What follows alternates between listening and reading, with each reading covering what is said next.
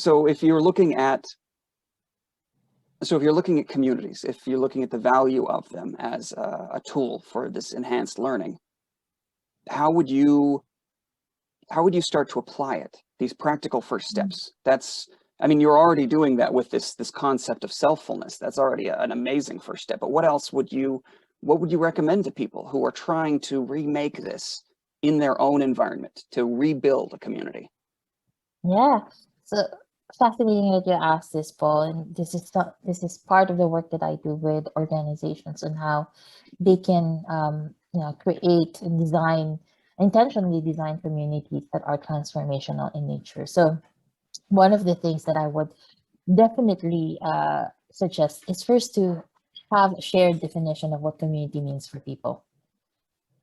And this for me is basic. Like, we can't build a new system if we don't have a shared understanding of what that system is. So for me, taking in who are the stakeholders, and how can the voices of the stakeholders create this shared definition of what community is. Because oftentimes you think of, okay, I'd want to build a community, and it's the founder's voice on what community is, but that's still just the founder. So it's not who are involved in the community as well. So it needs to have that approach of inviting as many voices in to have a shared definition, not just of community, but also all the other practices. A part of the work that I do with clients, I encourage them to write their lexicon. What is your lexicon of your community? What languages do you use to talk about yourselves, to talk about the work that you're doing, to talk about the future that you're creating? And this shared language, shared knowledge, I definitely connect it with my Filipino heritage. So in Filipino psychology, we have the term Kapwa. And Kapwa is your shared inner self. And fascinating enough, when you say, when you, in Filipino, when we say pakikipagkapwa, it really means, how am I sharing my inner self with others? And how are others sharing their inner selves with me? And in that, there's deeper languages that we use. Like, say, for example, pakikisama, which is how I relate with others. So language is a very potent tool to unite people in terms of a common goal, and also in terms of a common vision. So if the language is not clear, then how are you taking people to that direction of community? So I would suggest to go back to basics and say, what does community mean in the first place? Especially in the context of modern times, how would millennials describe community? How would the grade schoolers describe community? I don't know. And perhaps that is the first step to getting into that shared definition. I love the idea and the word sharing your inner self. Because we often think about the inner self as something that is inside of us, as something that is internal, that is private, that is intimate, that is not shared.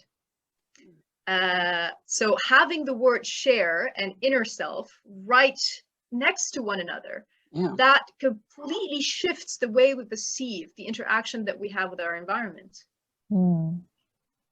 And my question inspired by this is, when people start to think in terms of shared inner self, how does that change the interaction that they have with an environment? How does that shift their behavior, the questions that they ask, the answers that they give, the actions that they take? Yeah, I can give a very concrete example as to how we're teaching this in the family system. When my kids were very small, I started teaching them about this concept of pakundangan. Again, another Filipino term, which means your heightened sensitivity and consideration to others. So how we started is during dinner. So you have the meal, you have the food. And I started this practice of, if you see that there's still food left and you'd want some more, instead of getting it for yourself, you ask the rest that are on the table, is there anybody else who would want some? And if not, then can I finish it? It's a very simple practice, but it's a practice of tuning in with the rest of the other people that are in your space and getting to an agreement, getting to a consensus. And this is what my kids have been doing. So when they see something, there's a sense of, oh, okay, how many people are here? How many pieces are there? How are we dividing this? And if I want some more, how can I get into, an agreement with somebody else who wants this? There's a lot of skills involved with just one act of teaching them to have an attunement with other people. And this is just in the dining table. So what more if we have this on a bigger scale, at the workplace, in schools? This deep attunement with others is crucial for us to be able to also know, okay, what am I interested in sharing? And how can I also get into a suitable compromise with others? And it's just, for me, I find it as a life skill that everybody should have. Yeah. Very It's simple, very but interesting.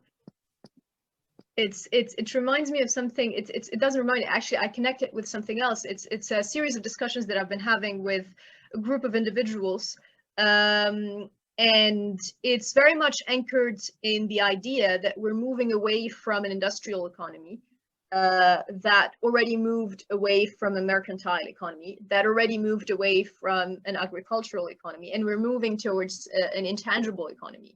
And in that sphere, in that area, the resources that we have are no longer scarce like in the industrial model of thing. There is an abundance that is available to all. And I think this approach, this way of thinking, is crucial because it allows us to rethink how we approach resources in a community, in a field, in any given area, discipline, whatever the resources might be. They could be material resources, they could be tangible, intangible, human, intellectual, and so on and so forth. And the idea of taking into account the sharing component while taking into account this inner self of others completely changes the way we approach the resources that we have. So I love that idea. I absolutely love that idea. How do you do that online? Good question. It depends. It depends on how, what's the context.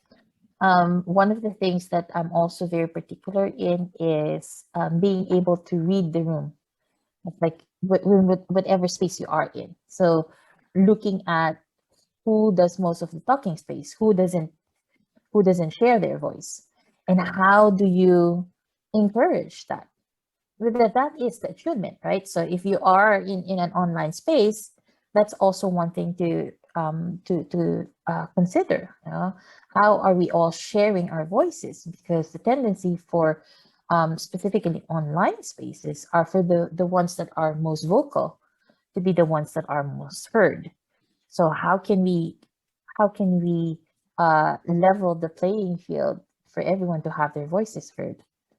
So it might mean that you have other avenues for getting people's opinions, for getting people's ideas.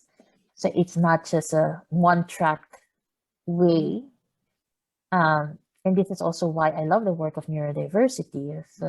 The idea that we all have different brain strengths and we have different, we're wired differently. So what might be a strength for one might be not as a strength for the other. And how do we provide for that?